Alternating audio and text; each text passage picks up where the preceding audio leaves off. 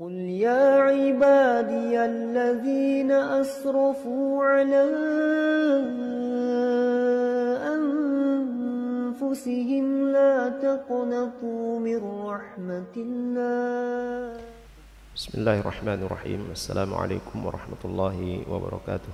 إن الحمد لله نحمده ونستعينه ونستغفره ونعوذ بالله من شرور أنفسنا ومن سيئات أعمالنا.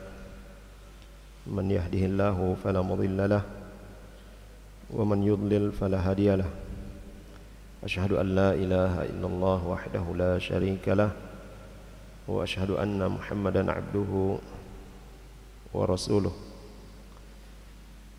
اللهم صل على محمد وعلى آل محمد كما صليت على إبراهيم وعلى آل إبراهيم وبارك على محمد وعلى آل محمد كما باركت على إبراهيم وعلى آل إبراهيم إنك حميد مجيد. يا أيها الذين آمنوا اتقوا الله حق تقاته ولا تموتن إلا وأنتم مسلمون. يا أيها الناس اتقوا ربكم الذي خلقكم من نفس واحدة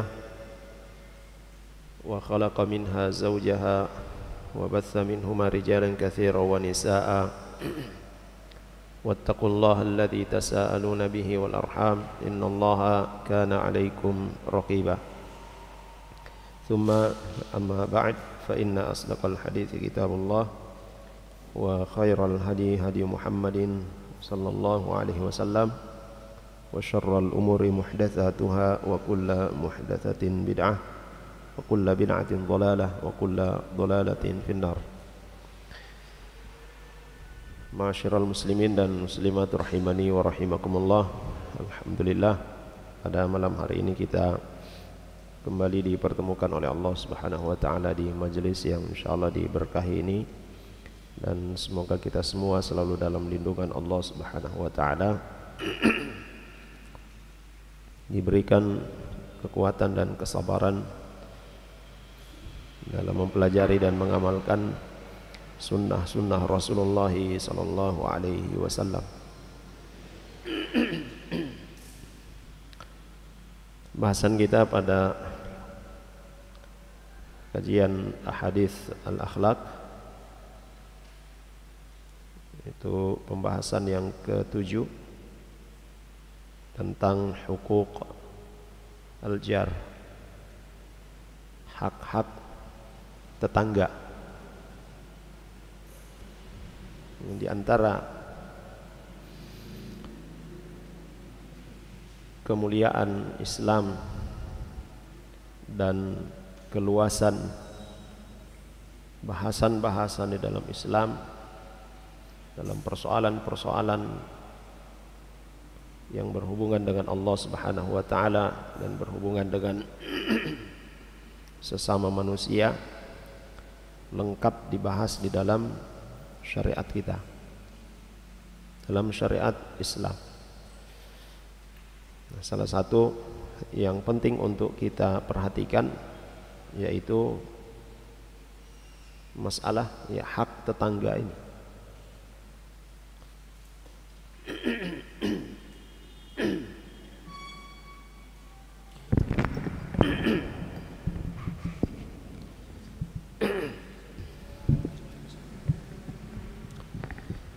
Dan syariat Islam di dalamnya membahas atau berisi tentang perkara-perkara yang membawa maslahat bagi individu dan juga maslahat untuk al-mujtama', ya, untuk masyarakat, hidup secara individu dan hidup bermasyarakat. Bahasan kita ya, pada malam hari ini, bila kita perhatikan dengan baik, tidak kedengaran sampai di bawah.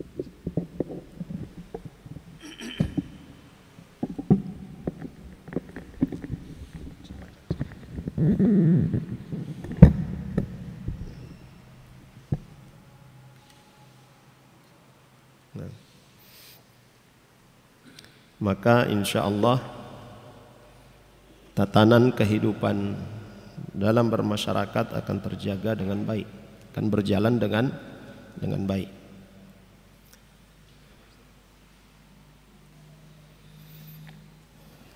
Dan apabila kita mengabaikan apa-apa yang ditetapkan oleh syariat Islam, kita tidak memperhatikannya, maka ya pasti ada dampak negatifnya. Kalau dalam hal ini tatanan kehidupan bermasyarakat itu tidak akan berjalan dengan baik.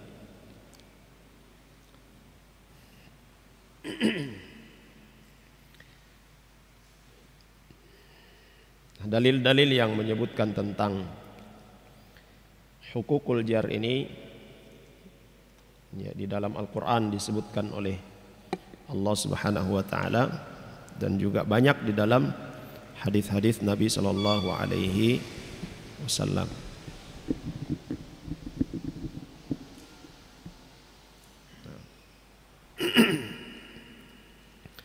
Maka hendaklah bagi setiap muslim untuk memperhatikan apa yang telah ditetapkan oleh Allah Subhanahu wa ta'ala, khususnya berkaitan dengan masalah hak tetangga.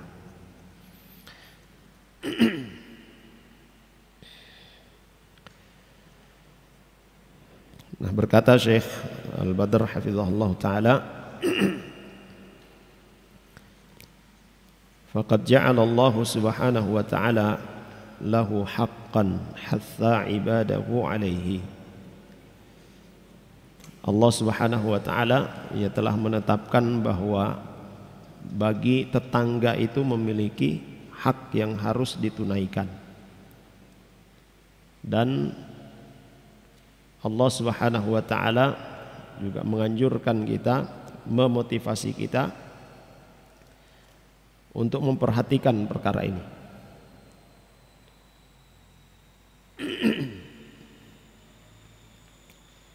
Di dalam Al-Quran ya, surah An-Nisa, Allah Subhanahu wa ta'ala berfirman, A'udzu billahi minasyaitonir rajim.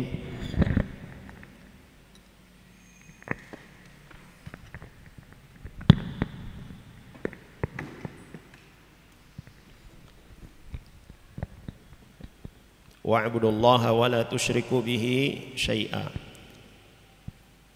wa bil walidaini ihsana wa bidzil qurba wal yatama wal masakin wal jari dzil qurba wal jaril junubi was sahibi bil jambi wa ibnis sabil wa ma malakat aymanukum innallaha la yuhibbu man kana mukhtalan fakhura.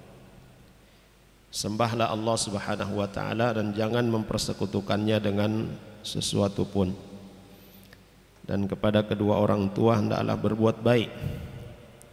Kepada kerabat-kerabat juga demikian.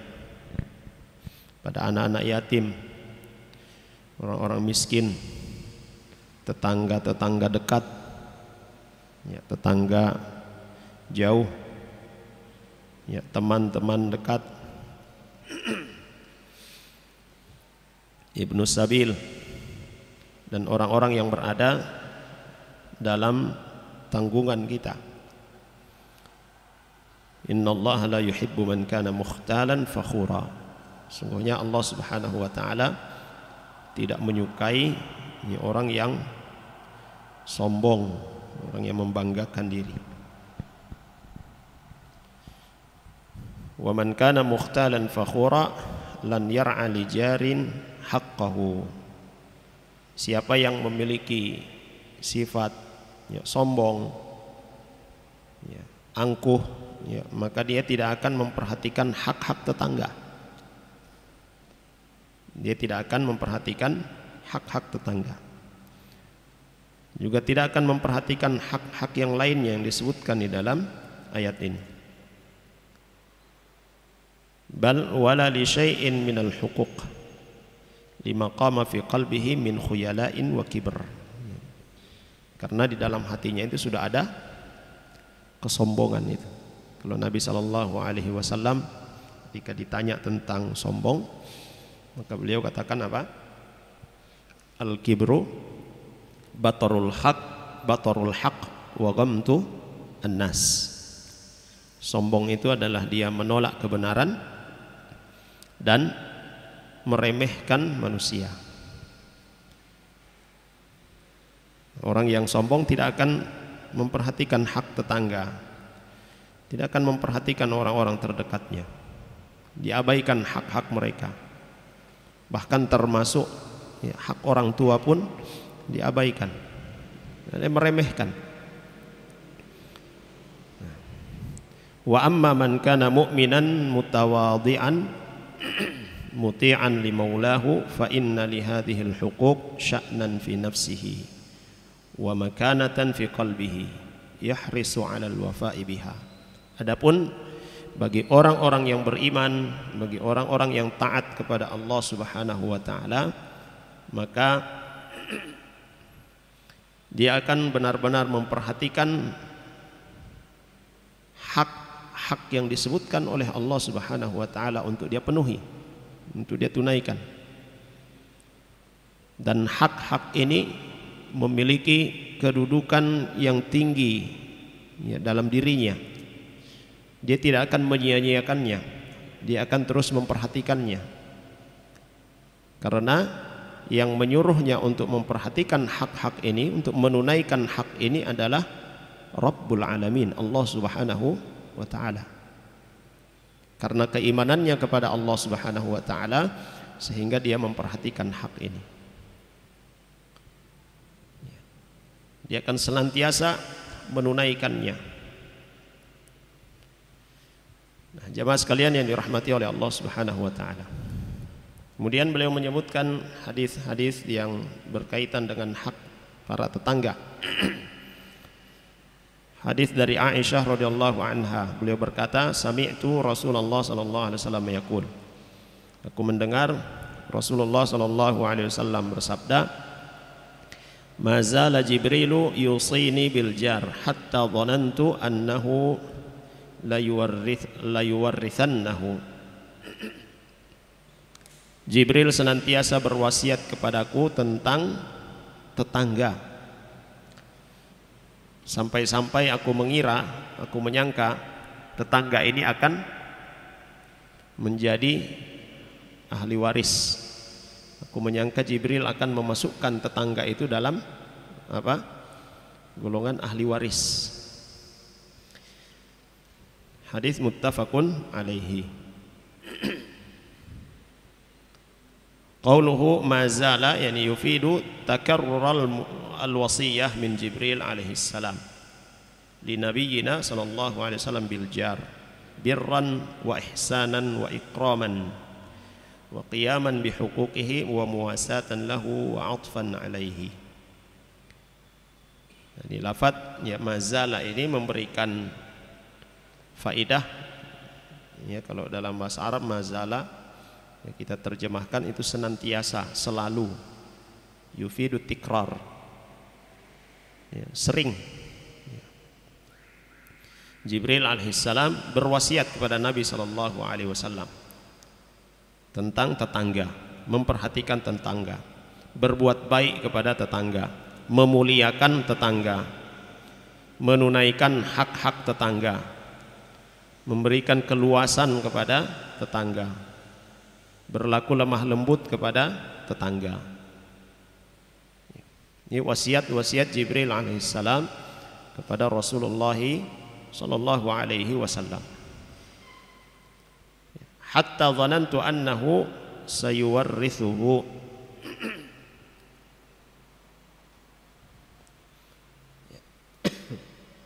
Saking seringnya Jibril alaihissalam, saking seringnya Jibril alaihissalam berwasiat kepada Nabi sallallahu alaihi wasallam tentang tetangga ini, aku mengira bahwa akan diturunkan wahyu kepadaku, kepada Nabi sallallahu alaihi wasallam, untuk memasukkan tetangga itu dalam golongan ahli waris. Kalau ahli waris ini kan ya anak-anak, istri, orang tua, saudara, ya dengan ketentuannya. Tetangga tidak termasuk dalam ahli waris. Tapi karena seringnya Jibril alaihissalam berwasiat atau berpesan kepada Nabi tentang hak tetangga, beliau sampai mengira tetangga ini akan menjadi ahli waris. Dan ini menunjukkan bahwa tetangga itu di dalam syariat Islam memiliki hak yang tinggi. Sekalipun tetangga kita itu adalah orang yang tidak beriman kepada Allah. Sekalipun tetangga kita adalah orang yang tidak beriman kepada Allah Subhanahu wa taala. Nah, kalau tetangga kita adalah orang yang beriman kepada Allah Subhanahu wa taala, maka dia memiliki dua hak. Pertama, hak sebagai tetangga, yang kedua, hak sebagai muslim. Kalau dia kerabat kita, maka dia punya tiga hak: hak tetangga, hak muslim, dan hak kerabat. Tapi tidak sedikit yang kita temukan tetangga kita adalah kerabat kita, tapi 1 tahun 1 kali baku tegur. Banyak seperti itu. Pasang pagar tinggi-tinggi. Dicek para cek istilah di sini, ternyata itu kakak adik. Tapi tidak baku tegur. Bahkan akses untuk lewat pun ditutup. Nah, ini hak-hak tetangga sudah tidak ditunaikan, hak sebagai muslim juga tidak ditunaikan, hak kerabat juga diputus. Nah, kita sudah bahas tentang silatul arham, menyambung silaturahim, ancaman memutus silaturahim.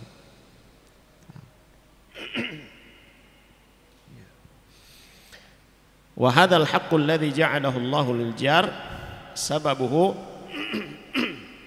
tajawurul buyut wa taqarrubul masakin wa dawamut talaqi wal musyahadah bihaitsu takarrur yawmiyan tatakarrar yawmiyan bi khilafi ghairihi. Hak ini dijadikan oleh Allah Subhanahu wa taala sebagai sesuatu yang harus ditunaikan, dikarenakan kata beliau hafizahullah taala berdekatan tempat rumah kita berdekatan, seringnya bertemu, seringnya bertatap muka, bahkan setiap hari, bahkan bisa jadi setiap jam. Kalau kita bertetangga tembok berbatas tembok, bahkan suara itu sudah dapat dengar di sebelah.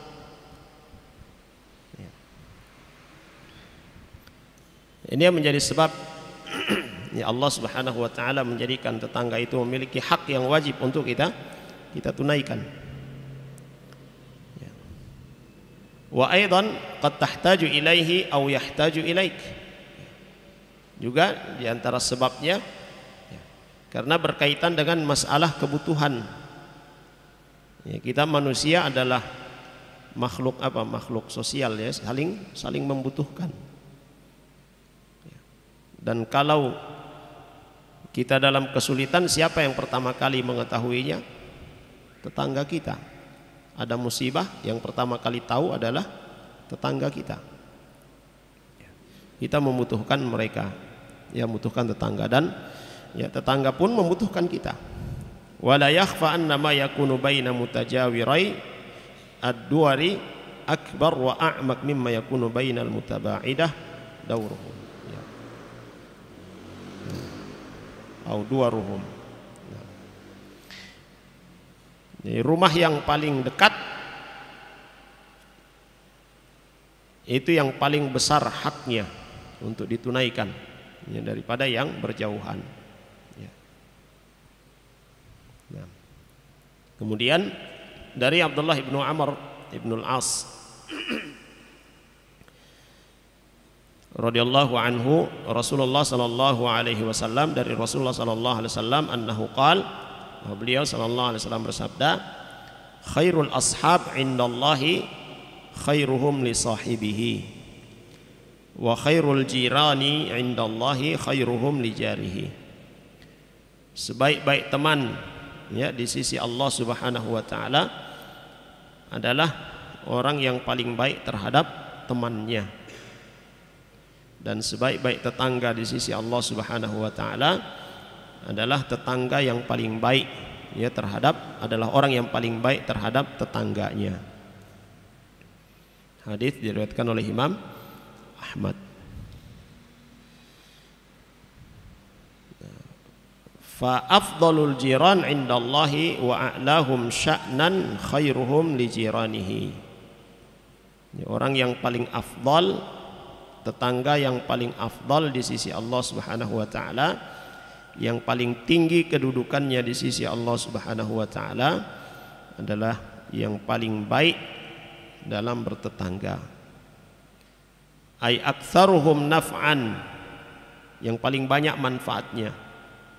Wa ihsanan, yang paling banyak, yang paling baik ya kondisinya terhadap tetangganya. Wasilatan lahum, ya, dalam hubungan ya hidup bertetangga. Wa ta'ahudan wa qiyaman bil huquq, dan yang paling baik dalam menunaikan hak tetangga. Ya. Jadi siapa yang paling banyak manfaatnya terhadap tetangganya, yang paling baik terhadap tetangganya, ya, maka dialah yang paling baik di sisi Allah Subhanahu wa taala.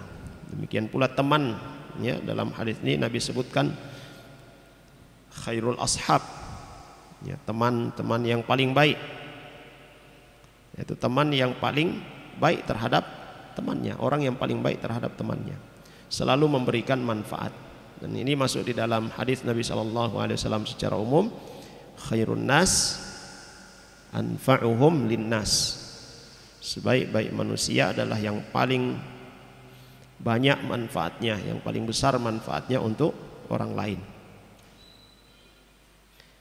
Wa hadza fihi ad-da'wah ila al-inayati bi huquqil jiran ihtisaban wa talaban li thawabillahi subhanahu wa ta'ala. Dalam hadis ini memberikan faedah kepada kita bahwa ada ajakan, ada seruan dari Nabi sallallahu alaihi wasallam supaya kita memperhatikan hak-hak tetangga. Kita menunaikan hak-hak tetangga dengan berharap kebaikan dari Allah Subhanahu wa taala, berharap pahala dari Allah Subhanahu wa taala. Li'anna al-'abda idza kana muhsinan li jiranihi qa'iman bi huquqihim musilan an-naf' ilaihim ghairu mu'dhin lahum thumma kana jiranuhu dunahu fi dhalik aw 'ala an-naqid min dhalika fahuwa khairuhum 'indallah wa kafahu syarafan wa fadlan wa nublan an yafuza bi hadhihi al-khairiyah wa an yanala hadhihi al-manzilah al-'aliyah. Seorang hamba yang senantiasa memperlakukan tetangganya dengan baik, dia menunaikan hak-hak tetangganya, terus memberikan manfaat kepada tetangga-tetangganya, tidak menyakiti tetangganya, lalu kemudian di antara tetangganya juga demikian, atau ya memperlakukan ya tetangga yang berbuat baik ini, ya tetangga yang lain melakukan hal yang bertentangan, atau kalau dengan bahasa kita ya air susu dibalas dengan air tuba. Ya, kita sebagai tetangga dari saudara kita perlakukan mereka dengan baik, tapi balasan mereka itu tidak baik. Ya. Maka apa yang kita lakukan, kebaikan-kebaikan itu yang mengangkat derajat kita di sisi Allah Subhanahu wa taala, yaitu menjadi tetangga yang terbaik ya, di sisi Allah Subhanahu wa taala. Dan cukuplah bagi orang-orang yang berakal, bagi orang-orang yang beriman, ini menjadi satu kemuliaan yang terus dia cari, yang terus dia berusaha untuk mendapatkannya, kebaikan di sisi Allah Subhanahu wa taala. Ya, memiliki predikat terbaik di sisi Allah Subhanahu wa taala. Dan hamba-hamba atau orang-orang yang memiliki obsesi, ya, memiliki himmah aliyah, adalah mereka yang mengejar, ya, kedudukan yang tinggi di sisi Allah Subhanahu wa taala. Ini orang-orang yang memiliki obsesi yang tinggi, himmah aliyah. Dia berbuat baik kepada tetangganya, ya, bukan untuk dikatakan tetangga yang baik, tetapi mengharapkan balasan dari Allah Subhanahu wa taala. Sehingga kebaikan-kebaikan yang dia lakukan untuk tetangganya, manfaat yang dia berikan untuk tetangganya, ketika mendapatkan balasan yang tidak baik, dia tetap akan melakukan kebaikan. Karena yang diharapkan bukan timbal balik kebaikan dari tetangga, tapi yang diharapkan adalah balasan kebaikan dari Allah Subhanahu wa taala, kedudukan yang tinggi di sisi Allah Subhanahu wa taala. Jamaah sekalian yang dirahmati oleh Allah Subhanahu wa taala. Wa fi hadza tasliyatun lil jar al muhsin li jiranihi hatta wa in asa'u ilaihi. Ya, dan ini adalah, ya, satu, ya, kabar gembira, ya, kepada seorang tetangga yang senantiasa berbuat baik kepada tetangganya, ya, sekalipun mereka membalasnya dengan keburukan. Kebaikan-kebaikan yang dia lakukan itu tidak mengurang, ya, tidak sia-sia di sisi Allah Subhanahu wa taala. Li'annahu bi ihsanihi ilaihim wa qiyamihi bi huquqihim yatlubu thawaballah dzalika minallahi la minhum. Karena semua manfaat yang dia berikan kepada tetangganya, kebaikan yang diberikan kepada tetangganya itu, dia hanya mengharapkan kebaikan dari Allah Subhanahu wa taala, bukan dari tetangganya. Sehingga itu kita selalu ingat, jamaah sekalian, ya, dalam melakukan kebaikan apapun, ya, kepada saudara-saudara kita, selalu ingat apa yang disebutkan oleh Allah Subhanahu wa taala di dalam Al-Qur'an, dalam surah Al-Insan. Ini selalu kita ulangi, ya. Wa yut'imuna at-ta'ama 'ala hubbihi miskinan wa yatiman wa asira. Ya. Ya, mereka orang-orang yang saleh, orang-orang yang ikhlas memberikan makanan yang mereka sukai, ya, kepada anak-anak yatim, kepada fakir miskin, bahkan kepada tawanan-tawanan mereka. Ya. Innama nut'imukum liwajhillah. Ya. Kami memberikan makanan ini kepada kalian hanya mengharapkan wajah Allah. La nuridu minkum jazaan wala syukura. Kita tidak mengharapkan dari kalian balasan apapun, bahkan ucapan terima kasih pun tidak, ya, tidak berharap. Ini orang-orang yang ikhlas, orang-orang yang beriman kepada Allah Subhanahu wa taala. Setiap kebaikan yang dia lakukan, harapannya itu hanya kepada Allah Subhanahu wa taala. Sehingga, ya, tidak terpengaruh dengan sikap, tidak terpengaruh dengan sikap orang yang dia berikan manfaat itu. Ya. Namun dalam hal ini ada disebutkan oleh Syekh Al-Utsaimin rahimahullahu taala, kalau ada orang yang kita selalu berikan manfaat kepadanya, tapi dia selalu memanfaatkan kita, paham ya? Kita berikan manfaat kepadanya, tapi dia memanfaatkan kita, ya. Ya. Dengan apa? Dengan keburukan-keburukan. Ya. Maka orang seperti ini perlu diberi pelajaran. Ya. Contohnya masalah hutang. Ya. Memberi pinjaman itu termasuk amalan yang baik. Bahkan bisa termasuk taqarrub ilallah subhanahu wa ta'ala yang paling baik. Karena memberikan keluasan kepada saudara kita yang sedang dalam kesulitan. Dia butuh, kita berikan. Kalau kita memiliki kemampuan, dia pinjam, kita beri. Berikutnya datang pinjam lagi, yang sebelumnya belum dibayar. Datang lagi pinjam lagi, beri lagi. Ternyata itu sudah menjadi kebiasaan, sudah menjadi penyakitnya. Maka orang seperti ini diberi pelajaran, tidak lagi diberikan pinjaman. Ya. Jamaah sekalian yang dirahmati oleh Allah Subhanahu wa taala. Kemudian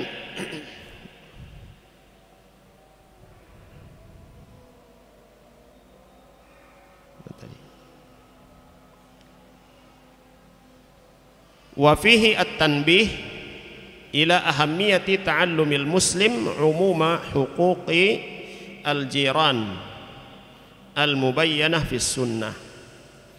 Juga di dalam hadis ini memberikan peringatan kepada kita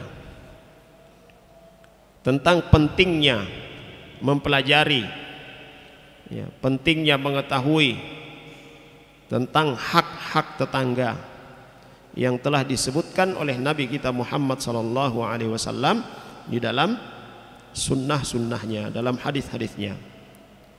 Wal muhafadzati 'alaiha wa tatbiqiha, dan senantiasa memperhatikannya, ya, menghafalkannya, menjaganya dan mengamalkannya.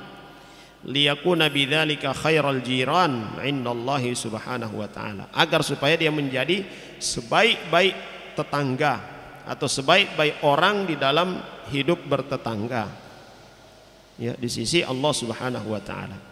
Fa innahu idza kana yajhaluha kaifa yaqumu biha wa huwa la yadri ma hiya fa faqidu syai' la yu'ti. Kalau seorang muslim tidak memperhatikan ini, tidak mempelajarinya, tidak mengetahuinya, bagaimana mungkin dia bisa menunaikan hak-hak tetangga? Sebagaimana disebutkan, faqidus syai' la yu'ti, orang yang tidak punya apa-apa tidak bisa memberikan apa-apa, ya. Orang yang tidak punya apa-apa, apa yang dia memberikan? Ya tidak ada. Nah, orang yang tidak punya ilmu, bagaimana dia bisa beramal dengan benar? Orang yang tidak tahu tentang hak-hak tetangga, hak-hak muslim, ya, hak-hak suami, tidak tahu tentang hak-hak istri, bagaimana dia bisa menunaikan hak tersebut? Ya. Harus dipelajari. Ya. Dan hadis Nabi SAW ini memberikan peringatan kepada kita tentang perkara ini. Jamaah sekalian yang dirahmati oleh Allah Subhanahu wa taala. Di adzan dulu, sudah masuk waktu Isya. Fadhal.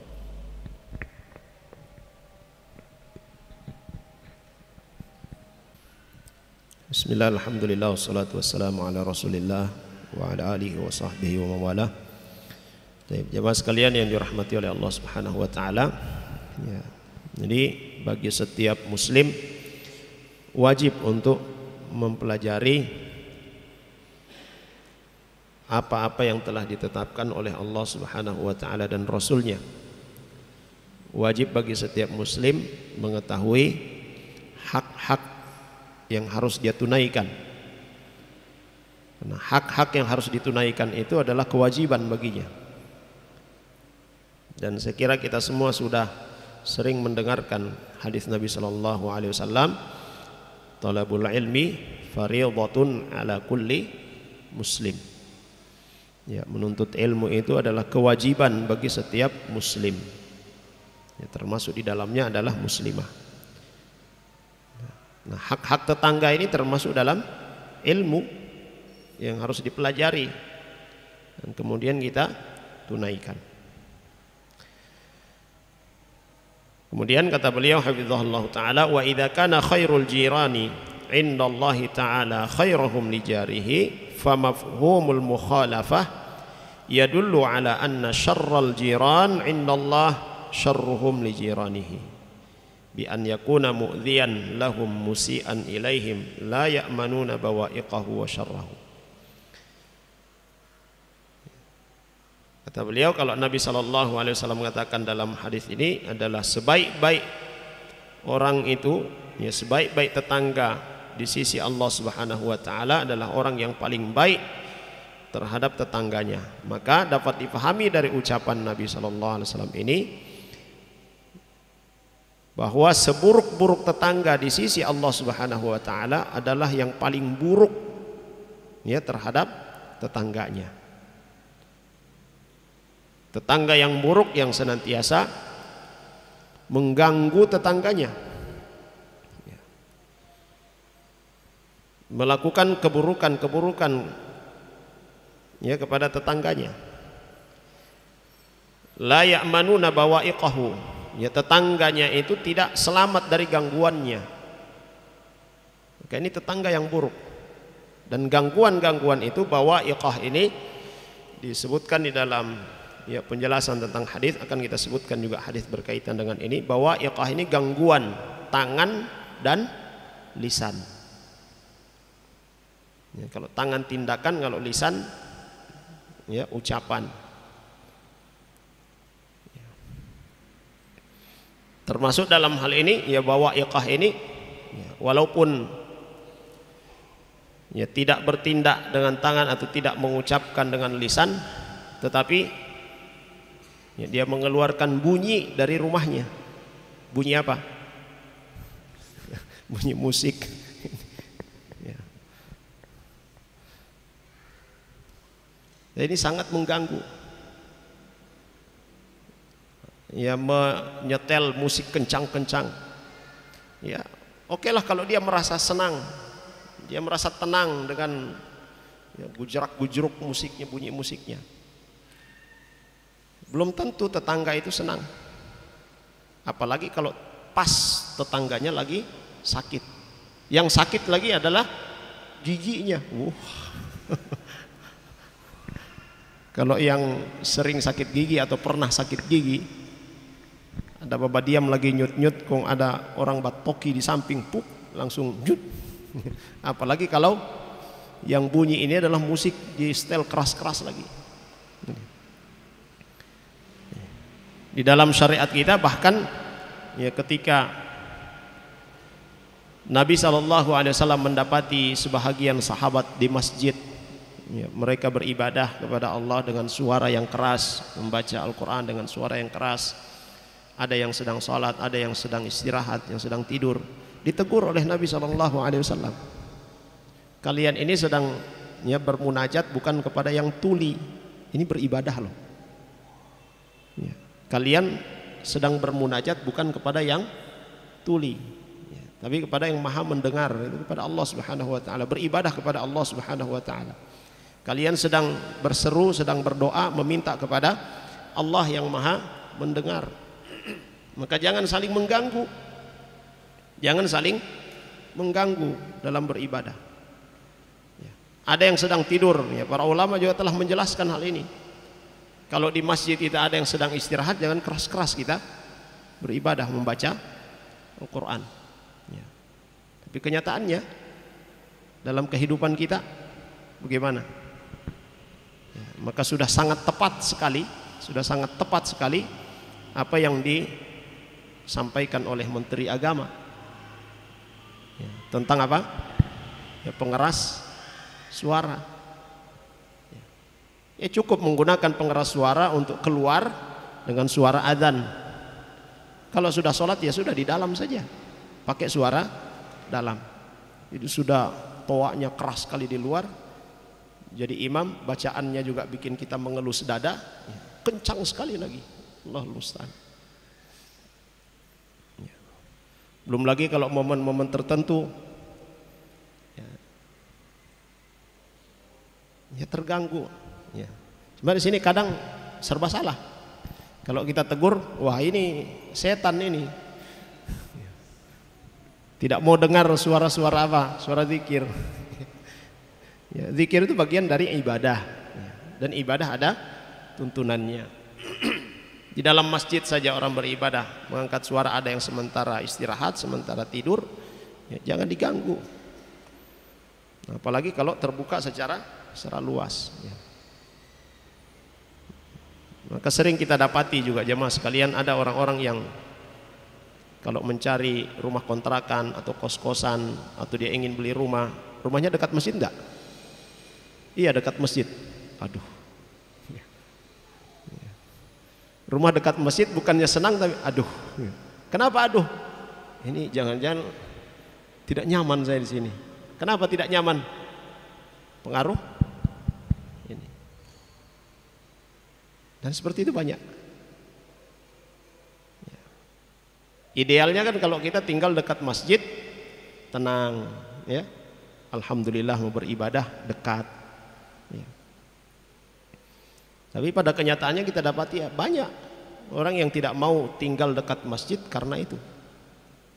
Di waktu-waktu yang dia harus istirahat, dia terganggu dengan aktivitas yang dilakukan di masjid yang bukan seharusnya dilakukan di masjid. Nah, Islam sudah mengatur hal-hal seperti itu. Ya. Dan hal seperti ini terjadi karena apa? Tadi yang kita sebutkan, yang dikatakan oleh beliau hafizahullah ta'ala, faqidus syai' la yu'ti. Orang yang tidak punya apa-apa, apa yang dia mau berikan? Kalau tidak tahu, ya, tentang amalan yang harus dia lakukan, ya bagaimana dia mau beramal? Maka tidak ada tuntunannya dalam beramal. Ya sesuka hatinya saja. Ah, ini enak. Orang-orang kalau dengar saya baca Al-Quran dengan pakai pengeras suara, ya pasti mereka senang. Belum tentu.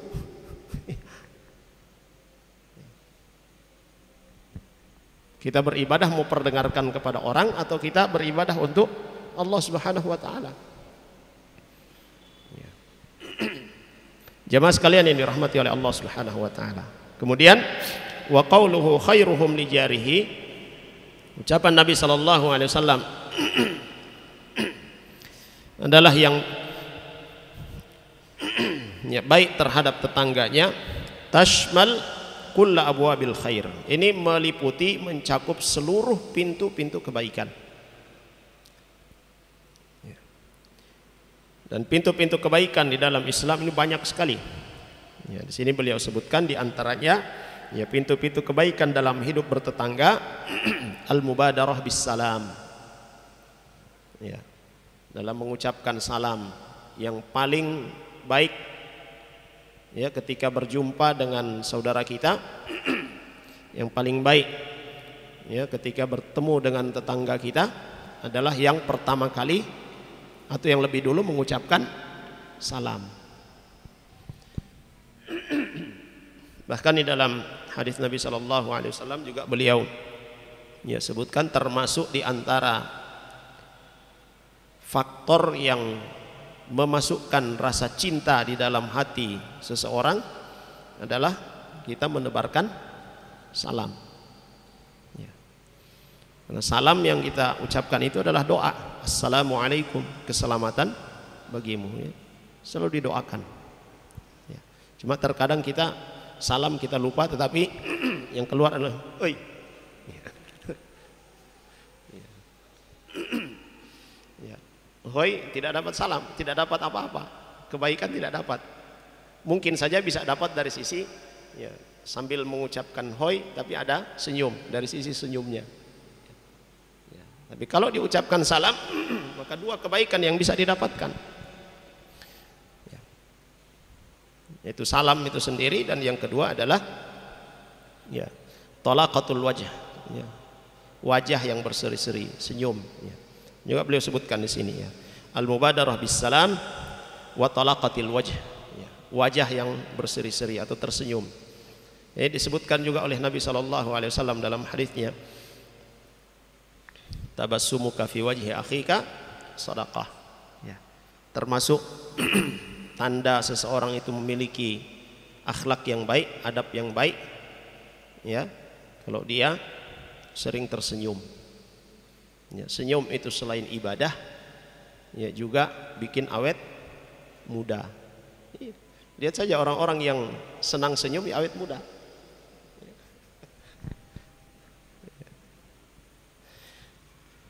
Cukup bagi kita apa yang dikatakan oleh Nabi SAW berkaitan dengan masalah tabassum, masalah senyum. Tabassumuka fi wajhi akhika sedekah. Ya. Kau tersenyum di hadapan saudaramu itu adalah sedekah. Wa husnil muqabalah. Ya. Sikap baik ketika ya dikunjungi, ya ketika mengunjungi, ya, bertemu dengan tetangga, ya. Tibul muasyarah, dalam bergaul, dalam berinteraksi dengan cara yang baik. Wasilatu bit ta'am, ya saling berbagi, ya berbagi makanan. Ya mungkin ya kamar kita berdekatan, ya kontrak di satu tempat berdekatan, ya masak, ya masakan yang ada aromanya, ya. Tetangga sebelah bersin, ya, karena ya, dari masakan kita, ya berbagilah, ya, walaupun sedikit. Ya. Kalau dalam hadis Nabi SAW beliau katakan kalau kita memasak, ya masakan yang berkuah, maka perbanyaklah kuahnya. Lalu kemudian berbagi dengan tetangga. Ya, kalau masak apa namanya kuah bugis misalnya, ya, kasih banyak DP kuah. Walaupun dibagi itu cuma 2 panggal ke tetangga, tidak masalah. Ya. Itu mendapatkan kebaikan. Dan selalu hadirkan di dalam hati kita melakukan ini adalah tuntunan Rasulullah SAW, anjuran Rasulullah SAW. Keperbuatan kita itu mendapatkan nilai ibadah di sisi Allah Subhanahu wa taala. Ada orang-orang yang sudah menjadi tabiatnya, dia tidak tenang kalau makan cuma sendiri. Dia tidak tenang kalau masak tidak berbagi. Ada. Tapi itu hanya sekedar tabiat saja. Kalau dia hadirkan niat, dia tahu bahwa ini ada anjuran dari Nabi SAW, dia mendapatkan kebaikan yang besar darinya. Jamaah sekalian yang dirahmati oleh Allah Subhanahu wa taala. Ya termasuk juga hadiah, ya saling memberi hadiah, ziarah, ya saling mengunjungi. Ya tentu dalam ya ziarah ini, saling mengunjungi ini, ya tetap memperhatikan ya adab-adabnya. Ziarah di waktu yang tepat. Ya, jangan di waktu istirahat. Ya, dan alangkah baiknya sebelum ziarah kabarkan saya mau ziarah. Ya, tidak langsung tiba-tiba sudah datang. Baik, wassual juga saling menanya ya, tentang kondisi, tentang keadaan. Ya. Ila ghairi dzalika min ma'anil khair wa majalatil bir. Ya. Dan ya pintu-pintu kebaikan yang lainnya. Ya. Hal-hal yang bermanfaat secara umum ya bisa kita lakukan ya untuk tetangga-tetangga kita. Ya. Tetangga rumah ya ataupun tetangga kamar kos kita. Ya. Jamaah sekalian yang dirahmati oleh Allah Subhanahu wa taala. Kemudian hadis dari Sa'id bin Abi Waqqas, dari Sa'ad bin Abi Waqqas radhiyallahu anhu, beliau berkata, bersabda Rasulullah sallallahu alaihi wasallam, arba'un minas sa'adah. Ada 4 perkara. Ya, siapa yang memiliki 4 perkara ini maka dia adalah orang yang berbahagia. Al-mar'atus salihah. Ya, istri yang salihah. Wal maskanul wasi', tempat tinggal yang luas. Wal jaru as-salih, tetangga yang saleh. Wal markab al-hani, ya, dan kendaraan yang nyaman. Wa arba'un minasyaqawah, ya, 4 perkara yang menyebabkan kesengsaraan. Al jarus su, tetangga yang buruk. Wal mar'atus su, istri yang buruk.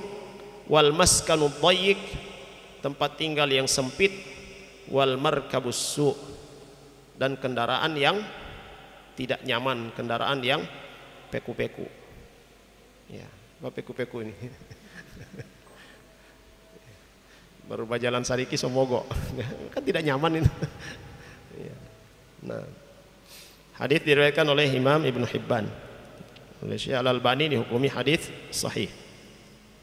Juga dari Nafi' Ibnu Abdul Harits radhiyallahu anhu, dari Nabi sallallahu alaihi wasallam beliau berkata, min sa'adatil mar'i al-muslim, ya, di antara faktor yang menyebabkan seorang muslim itu berbahagia adalah al-maskan al-wasi', tempat tinggal yang luas, wal jar as-salih, tetangga yang saleh, wal markab al-hani, dan kendaraan yang nyaman. Hadis diriwayatkan oleh Imam Bukhari dalam Adabul Mufrad. Nah, beliau hafizahullah taala berkata, la raiba anna min ni'amid dunya wa sa'adatil 'abdi fiha an yuqrama bil jar as-salih, ay al-jiran as-salihin. Ya, tidak disangsikan bahwasanya nikmat dunia, nikmat dalam kehidupan di dunia ini dan merupakan kebahagiaan bagi seorang hamba ketika dia dimuliakan oleh Allah Subhanahu wa taala dengan memiliki tetangga yang saleh. Ya. Li'annahu yastafid min salahihim. Kalau kita memiliki tetangga yang saleh, kita akan mendapatkan manfaat darinya. Wa yakununa qudwatan lahu liwaladihi fil khair. Bahkan kalau kita punya anak-anak, anak-anak kita bisa mencontoh dari tetangga yang soleh. Mereka bisa menjadi teladan bagi anak-anak kita. Wa aunan lahu ala ta'ati was salah, bisa menjadi pembantu, penolong kita untuk melakukan ketaatan kepada Allah Subhanahu wa taala. Wa ya'manu bawa'iqahum wa wusul al-adza min jihatihim. Juga akan merasa aman, kita akan merasa aman dari gangguan-gangguan tetangga. Kenapa? Karena tetangga kita adalah orang yang saleh. Fahum ghanimatun wa ni'matun 'azimah. Maka tetangga yang saleh itu adalah ghanimah, adalah nikmat yang besar.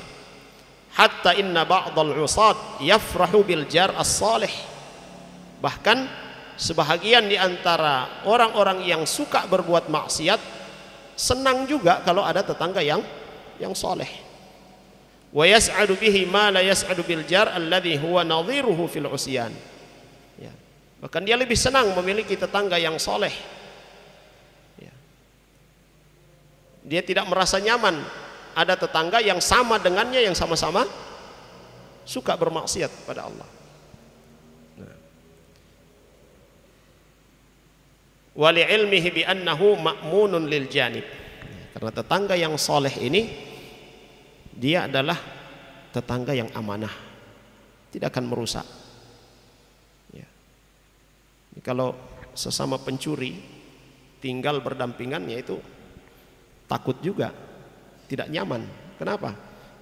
Ya, di sebelah ini pencuri. Ya. Nanti kemudian yang sebelah lain bilang, di sebelah ini pencuri. Wah, tidak nyaman, pasti tidak nyaman. Tapi kalau tinggal bertetangga dengan orang yang soleh, orang yang taat kepada Allah Subhanahu wa taala, si pencuri ini merasa nyaman. Tidak mungkin dia membacuri saya barang, walaupun saya dibacuri di barang. Ya. Ya. Karena dia tahu orang yang soleh itu tidak akan berbuat macam-macam. Ya, sehingga itu jamaah sekalian yang dirahmati oleh Allah Subhanahu wa taala, penting bagi kita untuk menjaga muru'ah ini. Ya, menjaga muru'ah. Ketika kita dikenal sebagai orang yang soleh, orang yang belajar, yang mempelajari sunnah Nabi Sallallahu Alaihi Wasallam, yang menampakkan amalan-amalan sunnah, kemana-mana kita pakai baju koko, misalnya pakai songkok, itu gambaran masyarakat umum ketika melihat, wah ini orang yang soleh. Ya. Itu bagian dari husnudzon, maka jaga itu. Jangan sampai perbuatan kita, perbuatan maksiat yang kita lakukan, sementara yang kita tampakkan itu adalah kesolehan, ini akan merusak orang-orang yang tidak berbuat seperti yang kita lakukan. Ya. Bisa dipahami ini maksudnya? Ya, jemaah sekalian, ya. Para akhwat misalnya, masyarakat secara umum melihat ketika ada seorang akhwat yang rajin ke majelis ilmu, pakaiannya rapi, tertutup rapi, ya masya Allah, itu ada haibah, ada wibawa. Ya, jaga itu. Ya. Jangan sampai kemudian ujung-ujungnya ketahuan, oh ternyata panjang tangan misalnya, oh ternyata Ya. Luarnya ditutup tapi dalamnya dibuka. Paham maksudnya? Itu bahaya. Itu akan merusak yang lainnya. Demikian juga masalah perilaku kita, akhlak kita, adab kita. Kita jaga. Kita tampakkan sunnah-sunnah Nabi Shallallahu Alaihi Wasallam ya, secara zahir. Maka yang dari batin kita, dan ini yang mendorong kita untuk berperilaku baik, beradab yang baik, itu kita jaga. Ini yang sering saya katakan, jangan sampai orang-orang awam, orang-orang yang belum mengenal sunnah Nabi Shallallahu Alaihi Wasallam, menjauh dari sunnah Nabi Shallallahu Alaihi Wasallam, membenci sunnah Nabi Shallallahu Alaihi Wasallam karena perilaku-perilaku kita yang menampakkan sunnah tetapi tidak sesuai dengan sunnah Nabi Shallallahu Alaihi Wasallam. Ditambah lagi kondisi kita saat ini, ada orang-orang yang memang sengaja merusak, ingin merusak sunnah Nabi Shallallahu Alaihi Wasallam. Baik itu dia melakukan kerusakan dengan sengaja berkamuflase, sejatinya dia orang kafir atau orang munafik, lalu berpenampilan sunnah melakukan kerusakan. Atau orang-orang yang merusak dengan pemikiran mereka, seperti orang-orang yang suka bom sana sini, orang-orang radikal, orang-orang ekstrim, teroris.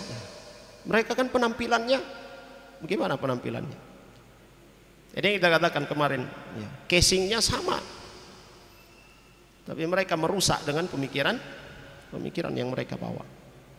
Jadi yang kena bukan hanya mereka, bukan hanya kelompok mereka saja, tapi siapa saja yang mengamalkan sunnah Nabi Shallallahu Alaihi Wasallam sebagaimana yang mereka amalkan, tetapi zahirnya mereka, batinnya mereka, pemikiran mereka yang rusak, akhirnya zahirnya sunnah Nabi Shallallahu Alaihi Wasallam yang diamalkan itu pun tercederai. Orang-orang yang mengamalkan zahir daripada sunnah Nabi Shallallahu Alaihi Wasallam itu pun mendapatkan dampaknya. Jamaah sekalian yang dirahmati oleh Allah Subhanahu Wa Taala. Ini sudah sering kita sampaikan di majelis, khususnya di majelis Al-Hijrah ini. Apa yang kita ketahui dari sunnah Nabi Shallallahu Alaihi Wasallam kita amalkan, dan terus kita perhatikan masalah adab di dalam memahami, dalam mengamalkan sunnah-sunnah Nabi Shallallahu Alaihi Wasallam.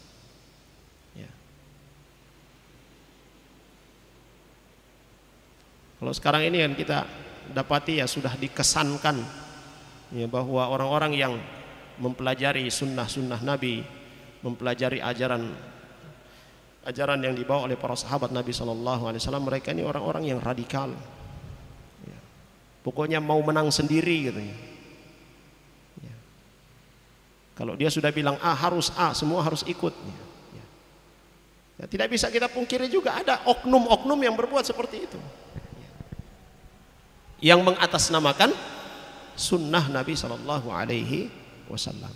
Sehingga orang-orang yang tidak tahu atau orang-orang yang memang sudah memiliki kebencian terhadap sunnah Nabi Shallallahu Alaihi Wasallam menjadikan itu sebagai tolak ukur,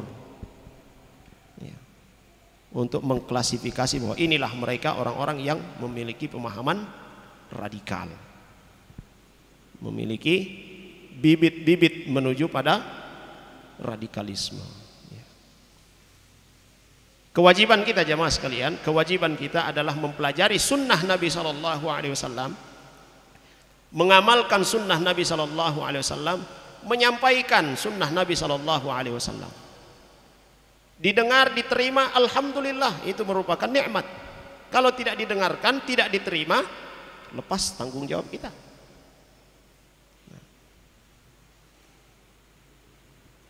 Kita akan dituntut oleh Allah Subhanahu Wa Taala atas apa yang telah kita ketahui. Sudah disampaikan atau belum? Kita tidak akan dituntut oleh Allah Subhanahu Wa Taala. Kenapa dia tidak mengikuti apa yang kau sampaikan? Tidak. Kewajiban kita menyampaikan. Kecuali kalau kita sebagai suami, antum semuanya suami, Ya. Walaupun ada yang belum bersuami tapi ini beristri tapi harus dipegang. Ya. Seorang suami melihat istrinya berbuat ya maksiat, ya, harus ada tindakan. Ya tentu dengan kelembutan terlebih dahulu. Kalau tidak ada harus dengan ketegasan. Ya. Tidak ada istilahnya, oh saya tidak mampu mau atur saya pe istri. Ya. Suami tidak mampu atur istri gimana ceritanya? Ya. Dan sebagai istri juga ya harus apa? Tahu diri gitu ya. Tahu diri di sini maksudnya gimana? Ya. Setinggi apapun kedudukan seorang istri, profesi seorang istri, setinggi apapun ilmu yang dia miliki, dia tetaplah seorang istri. Justru semakin tinggi ilmu seorang istri, idealnya dia semakin taat kepada suami. Ya. Jangan justru semakin tinggi ilmunya, ya, lebih lama dia mengaji, lebih dahulu dia mengenal sunnah daripada suaminya, tetapi tidak taat dia kepada suaminya. Senang dia membantah suaminya. Jamaah sekalian yang dirahmati oleh Allah Subhanahu wa taala.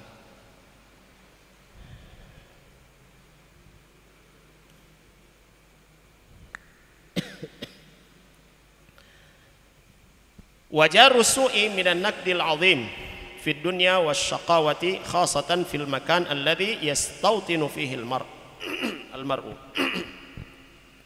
Dan tetangga yang buruk, ya, tetangga yang buruk dia adalah ya cobaan yang besar. Dia adalah keburukan yang besar.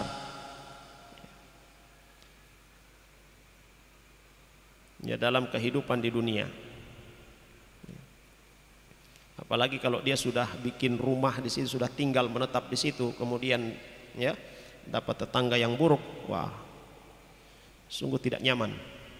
Sehingga itu di antara panduan para ulama kalau kita mau menetapi satu tempat, ingin tinggal lama di satu tempat, perhatikan tetangga kita. Pertama yang diperhatikan itu adalah tetangga.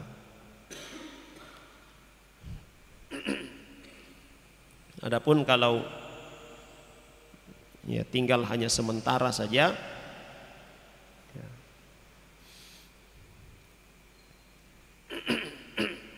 ya kalau tinggal sementara saja, ya dia merasa juga